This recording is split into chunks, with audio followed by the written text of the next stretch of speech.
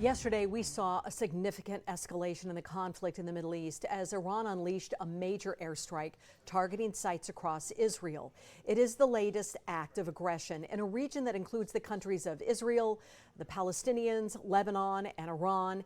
And many of these countries and peoples have faced a long history of conflict dating back decades, making it even more important for proper context and perspective when we're talking about the current problem. So we've asked Professor of U.S. and Middle East History at California State University, Stanislaus, Dr. Brandon Wolfe-Hunnicutt, to join us live this morning to help put these Middle East tensions into perspective.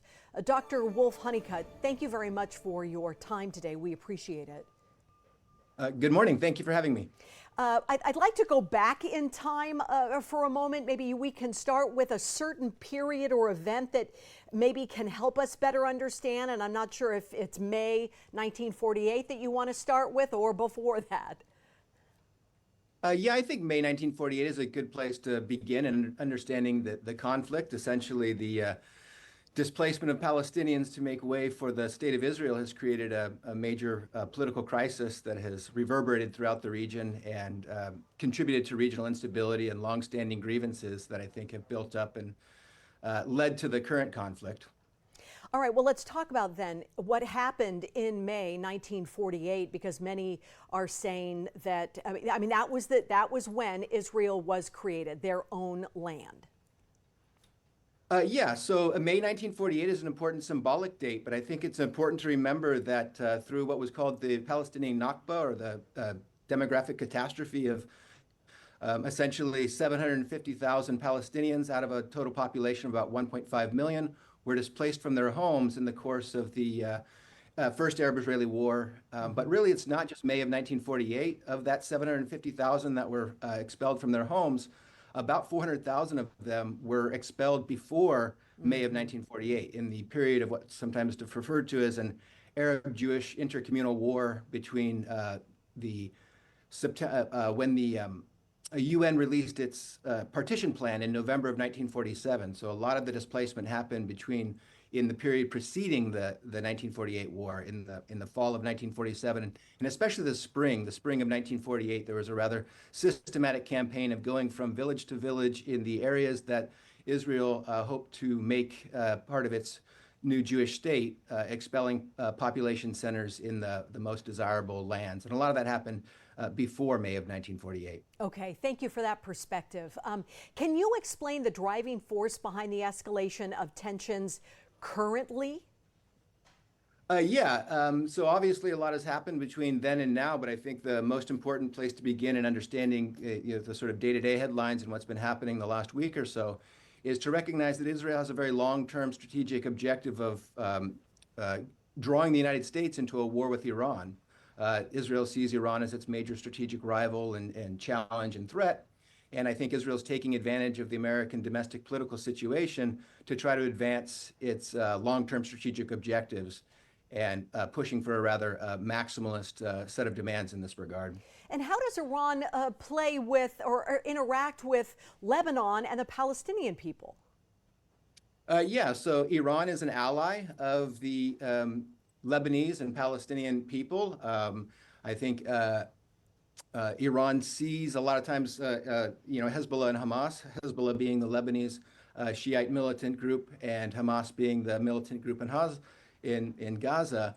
I think a lot of times Hamas and Hezbollah are presented as sort of proxies or clients, but I think more to the point that Hamas and Hezbollah are allies in a sort of regional geopolitical sort of Cold War, if you will. And whether it's in Syria or around the region, Iran sees Hamas and Hezbollah as essential assets in its effort to maintain its position and ultimately it sees Hamas and Hezbollah as lines of defense against what it fears is an imminent military attack from the United States and Israel. But doesn't the U.S. look at Hezbollah and as terrorist organizations, that they don't really represent all of the Palestinian people, just a portion? Well, the United States it's a very subjective determination who's a terrorist. And, Yeah. obviously Nelson Mandela was considered a terrorist at the time. I don't think the African National Congress was taken off the State Department's list of terrorists until 2008. And so, who's a terrorist and who's a freedom fighter is the age-old sort of saw. Were the Mujahideen in Afghanistan, were they terrorists or were they freedom fighters? So that's a essentially subjective determination, I would say. Hezbollah and Hamas enjoy widespread support in their respective societies for being forces of resistance to what is seen as aggression on the part of the United States and Israel.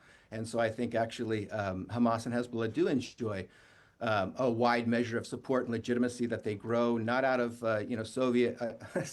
Iranian meddling or intervention, but out of organic situations within their respective countries. The Hamas grew out of the long-standing occupation of the West Bank and Gaza. Hezbollah grew out of the 1978 and then 1982 Israeli invasions of Lebanon. And in both cases, Israel had intervened to destroy the Palestinian Liberation Organization, and they succeeded in doing that. But in so doing, they sowed the seeds for even more determined resistance organizations. And so the pattern tends to be destroying one group only to be replaced by a more sort of radical, militant, and indeed effective resistance organization. Dr. Wolfe-Hunnicutt, 10 seconds. I'm sorry to ask this question, but you had a little slip of the tongue. Do the Soviets have any play in this at all? Well, the Soviets did through the Cold War. Certainly, the Soviets, that's part of why the United States and Israel have this longstanding partnership, is that Israel was seen as an ally in the Cold War, whereas the Soviets were supporting the Arab states. And so I think the roots of the U.S. strategic alliance with Israel go right back to the sense that Israel was an ally against the Soviet Union. Okay. Dr. Brandon Wolfe-Hunnicutt, thank you very much for your perspective and your history and your insight today. We appreciate it. Thank you for having me. Have a great day. Thank you. You too. Great day. We'll be right back.